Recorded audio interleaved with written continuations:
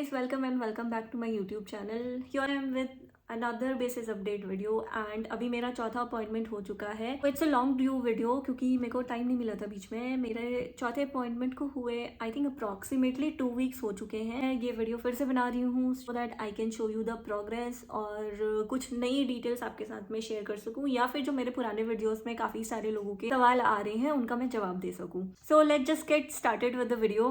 पहला एक क्वेश्चन मेरे को बहुत लोगों का आ रहा था, बहुत रेपिटेटिव क्वेश्चन था जो पूछा है कि ये जो ओवरऑल ट्रीटमेंट है ब्रेसेस की उसका क्या कॉस्ट है एंड अभी तक कितना एक्सपेंडिचर हो चुका है मेरे ब्रेसेस पे.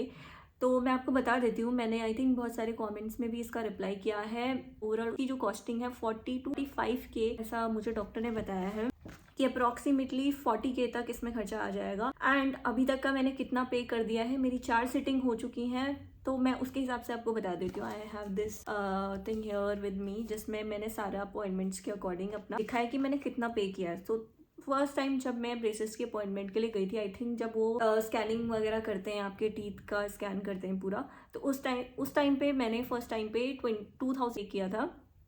And then after some time जब उन्होंने वो स्कैन ले लिया तो बाद उन्होंने मेरी फर्स्ट अपॉइंटमेंट थी जिसमें मेरे सिर्फ ऊपर के दांतों में ब्रेसेस लगे थे, उस टाइम पे उन्होंने 6K लिया था. एंड सेकेंड अपॉइंटमेंट जो थी मेरी उसमें मैंने 3K पे किया था जिसमें मेरे नीचे के दांतों में ब्रेसेस लगे थे. और 2 बार अभी तक मेरे ब्रेसेस टाइट हो चुके हैं तो उसके लिए मैंने 2000 ईच सिटिंग में पे किया था. सो अभी तक का मेरा जो खर्चा आ चुका है वो 15,000 का आ चुका है. 12, 13, 14, 15. सो आई हैव पेड ऑलमोस्ट 15,000 और अभी मेरे को 4 महीने हो रहे हैं और मेरा जो ट्रीटमेंट है वो which is gonna take at least a year. ये सबसे ज़्यादा फ्रीक्वेंटली आस्क्ड क्वेश्चन था कि आपके जो ट्रीटमेंट है उसमें टोटल खर्चा कितना आने वाला है. ऐसे ये डिपेंड करता है कि आप किस क्लिनिक से करवा रहे हो, कौन से शहर से करवा रहे हो. तो हर शहर में और हर क्लिनिक में हर डॉक्टर के हिसाब से इसका ट्रीटमेंट जो प्राइस है ना वो वेरी करेगा. इट्स नॉट नेसेसरी कि ये 40K मैं करवा रही हूँ तो आपका भी 40K में ही होगा. इट डिपेंड्स ऑन कि आपके टीथ की कंडीशन क्या है. अगर ज़्यादा नहीं है, नो ओवर बाइट या फिर ज़्यादा गैप नहीं है तो it can also be done in 30-25K. तो ये उन सारे फैक्टर्स पे डिपेंड करता है. ठीक है, अब मैं आपको बता देती हूँ कि मेरी अभी तक चौथे जो अपॉइंटमेंट हो चुका है उसमें मेरे को क्या प्रोग्रेस है एंड मुझे कोई ऐसे नए इश्यूज आ रहे हैं, चैलेंजेस आ रहे हैं तो वो मैं आपको बताने वाली हूँ. अभी तक का जो सबसे स्मूथ मेरा गया है वो मेरी चौथी अपॉइंटमेंट के बाद गया. लाइक ज़्यादा जो मैं बोलूँगी कि मेरे को बहुत कम दिक्कत हुई है. मुझे इतना पता नहीं चल रहा है चौथी अपॉइंटमेंट के बाद. थर्ड अपॉइंटमेंट और second appointment was really tough for me. Like मेरे को बहुत ज़्यादा पेन होता था and I couldn't even eat things like roti and all. तो रोटी मैंने खाना दोबारा स्टार्ट कर दिया. अब मुझे कोई इतनी दिक्कत नहीं होती है एंड मुझे ज़्यादा प्रेशर भी फील नहीं होता है दांतों में. चीज़ें मेरी चौथी अपॉइंटमेंट में बिल्कुल भी नहीं है. अपने टीथ की प्रोग्रेस दिखा देती हूँ कि कितना हुआ है. जो मेरे आगे के जो दांत थे जो बेसिकली ओवरलैप थे वो अभी बाकी सारे टीथ के साथ अलाइन हो चुके हैं. You can see right. देखो ये जो दांत है वो बाकी सारे टीथ के साथ अलाइन हो चुके हैं. एक दिक्कत मेरे को ये आई है कि मेरा टीथ ना मैं कितना भी ब्रश कर लूँ या फिर कितना भी मैं फ्लॉस कर लूँ उससे क्लीनिंग नहीं हो पाती है प्रॉपर. तो मेरे दांत बहुत ज़्यादा गंदे हो गए थे एंड उसके बाद I had to clean my teeth separately. एक बारी मैं गई थी क्लीनिंग के लिए तो मैंने बीच में एक बारी क्लीनिंग भी करवाई है. ये चीज़ एक्स्ट्रा है. लाइक मेरे ट्रीटमेंट में इट वॉज नॉट इंक्लूडेड सो मैंने उसके लिए अलग से 1000 रुपीज़ पे किए हैं. So that is that. But खाने की चीज़ों में मुझे अभी कोई दिक्कत नहीं आ रही है. खाने की चीज़ों में like except dry fruits and all वो मैं अभी भी नहीं खाती. Roti I can eat easily now. तो मेरा रोटी चावल तो नॉर्मल हो चुका है. जो मेरे पिछली वीडियोस में आपको बताया था कि खाने के साथ मेरी काफ़ी दिक्कत शुरू हो गई थी, उस टाइम से मैंने थोड़ा वेट भी गेन कर लिया. प्रीवियस वीडियोस वहाँ पे आप मुझे देखोगे और अभी मुझे आप देखोगे तो I have gained little weight जो कि अच्छा है. मैंने अपनी डाइट वाइट पे भी काफ़ी फोकस किया है. का काफ़ी स्मूथ चल रहा है. This is my like I have completed 4 months till now and मेरे को प्रोग्रेस दिख रही है. नीचे के दांतों के जो गैप है वो बंद हो चुके हैं. ऊपर के जो दांत हैं वो भी अलाइनमेंट में आ चुके हैं. But still gonna take more time I know क्योंकि कम से कम 1 साल तो लगेगा ही अच्छी तरह से पूरी तरह से इसको अलाइन होने में. तो I am very optimistic about it and it's good. Like अभी तक मुझे पॉजिटिव चीज़ें ही दिखी हैं और थोड़ी बहुत जो चैलेंजेस मैंने आपको बताए थे आएंगे वो तो थोड़ा बहुत तो नहीं पड़ेगा राइट. तो that's part of the process and so far so good.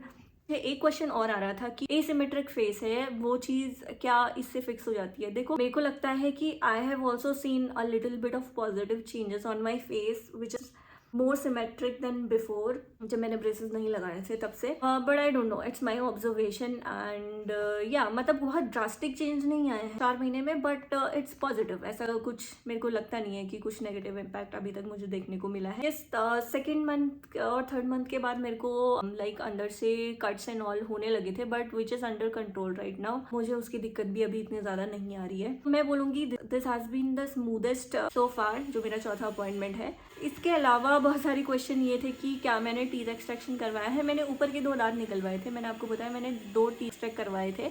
और उसके बाद टीथ एक्सट्रैक्शन का प्रोसेस पेनफुल नहीं होता, आपको एनेस्थीसिया दिया जाता है, आपको उतना पेन फील नहीं होता है, तो उसमें घबराने की बात नहीं है। सारे लोगों ने ये बोला था कि उनके डॉक्टर ने एक्सरे वगैरह नहीं उनको रेकमेंड किया है, टीथ एक्सट्रैक्शन भी वो बहुत लेटर स्टेज में जाके बताते हैं। तो मैं वीडियोस इसीलिए बना रही हूँ क्योंकि आपको ये चीज़ें पहले ही बिफोर हैंड में पता हो। बोला है कि बहुत सारे डॉक्टर्स आपको ये चीज़ें नहीं बताते हैं पहले, बिकॉज क्या होता है, उनको तो चाहिए कस्टमर्स, उनको तो चाहिए कि लोग लगवाएं वायर और लेकिन अब क्या होता है, जब आप वायर लगवा लेते हो और फिर एक्सट्रैक्शन की बात वो आपको बाद में पता चलती है, तो आपके पास ना चॉइसेस कम रहती हैं। आप पीछे जाके चेंज नहीं कर सकते हो। इट्स लाइक अब आपने ब्रेसेस तो लगवा ही दी है, कुछ पैसे तो आपने दे ही दिए हैं ना, वो एक्सट्रैक्शन भी करवाना ही पड़ेगा। So that's why I am making video कि आप अगर ब्रेसेस लगाने का डिसीजन लो तो उससे पहले अपनी पूरी रिसर्च करो। ये मैंने पिछली वीडियो में भी बोला है, आप ये सारी चीजें पता करो कि आपके साथ क्या क्या पॉसिबल केसेस हो सकते हैं। सारी चीज आप पहले ही डॉक्टर से पूछो कि आप जब स्कैन करवाओगे तो उनको पता होगा कि लाइक आपके कितने ओवर वाइट है और या फिर कितने गैप्स फिल करने हैं, तो उनको पता होता है डॉक्टर को कि एक्सट्रैक्शन की जरूरत पड़ेगी या नहीं पड़ेगी। तो ये चीज़ तो आप पहले ही क्लैरिफाई करवाओ, क्योंकि टीथ एक्सट्रैक्शन मुझे लगता है पर्सनली एक ऐसा चीज आ जाता है जिसमें लोग को डर लगता है। It sound scary. वो अच्छे खासे अपने दांत, किसी को 2 निकलवाने पड़ते हैं, किसी को 4 निकलवाने पड़ते हैं, किसी को और ज़्यादा निकलवाने पड़ते हैं। It's scary process which can impact our decision making, you know कि we have to go for braces और नॉट।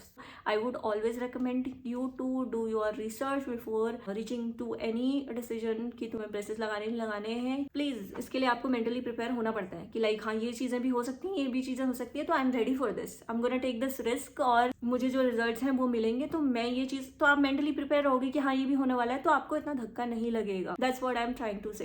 एंड आई थिंक आज के लिए ये सारी बातें होगी। अगर आपको और भी कुछ सारे सवाल हैं, मैंने ऑलरेडी बहुत सारी इन्फॉर्मेशन अपनी पिछले 3 वीडियोस में दे रखी है, जो मेरे ब्रेसेस अपडेट वाली वीडियो। अगर आपको और भी किसी चीज़ की लाइक आपको मेरे से कुछ पूछना हो कि मेरे पर्सनल एक्सपीरियंस क्या है, सी आई एम अगेन सेइंग कि I am not a professional here, कि मैं I only can share my experience. और ज़्यादा से ज़्यादा मैं ये कर सकती हूँ कि I can ask my dentist, उसके हिसाब से मैं आपको उस चीज़ का रिप्लाई दे सकती हूँ। बट मेरा एक्सपीरियंस क्या चल रहा है, किस हिसाब से मेरे को क्या इश्यूज आ रहे हैं, मेरी क्या एक्सपेक्टेशन थी, क्या रिजल्ट्स मेरे को मिल रहे हैं, क्या मेरे को पूरी डिटेल्स दी गई थी, ये सारी चीज़ें मैं आपके साथ शेयर कर सकती हूँ कि आप उसके हिसाब से अपने क्वेश्चन अपने डेंटिस्ट से जाके पूछो और get that clarified with them.